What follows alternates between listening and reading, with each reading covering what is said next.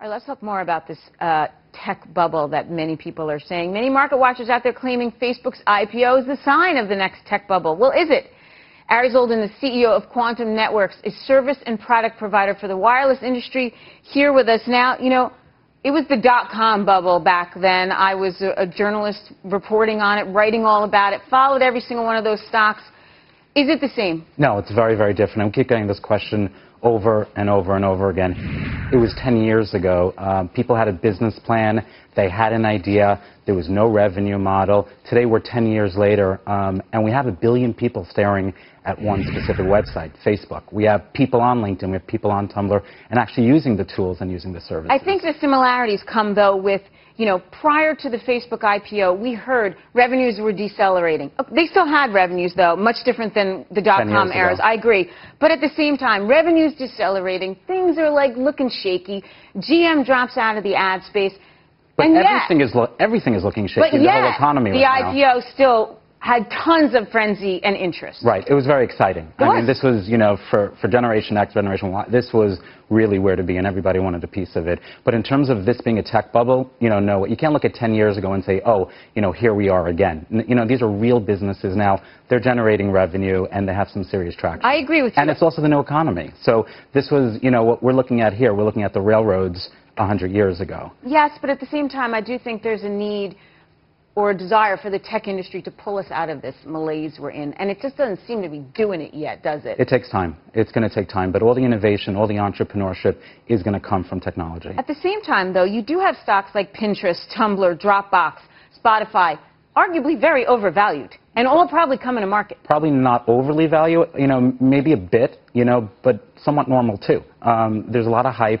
It's still a new sector. It's a new economy.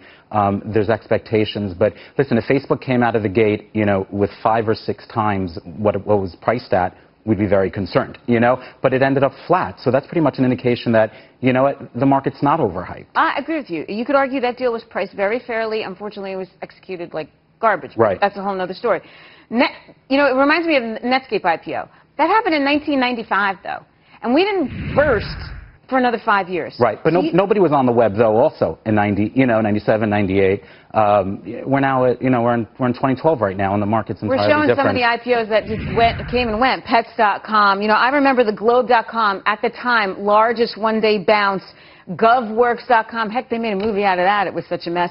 So the Globe. There were so many of them that just kept on coming. But again, this was a time when, you know, nobody was on the internet. Today, everybody's on the internet. Everybody has access to the web. Okay, fine. But then there's this next generation on the internet, or the app space. You have this whole underground world, thanks to Steve Jobs and his iPad, right? All these apps coming out.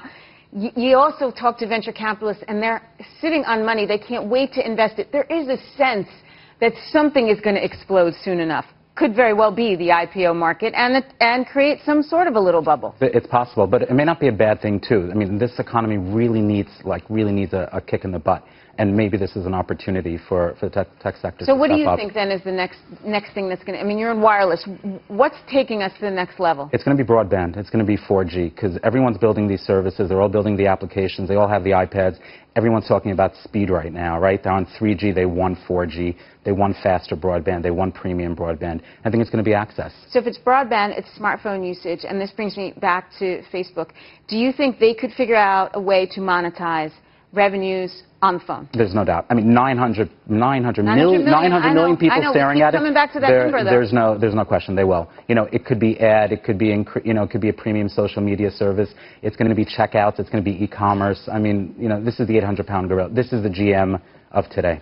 Ari Zoldan, you're going to come back in 5 years, and we're going to talk about this, and hopefully Facebook is not Netscape. Hey, we were here last year, and we said, you know, $1 billion valuation. Yeah, they came in. We did. It came in right in the mark. Ari Zoldan, Quantum Network CEO, thank you very much. Thank you, Tracy.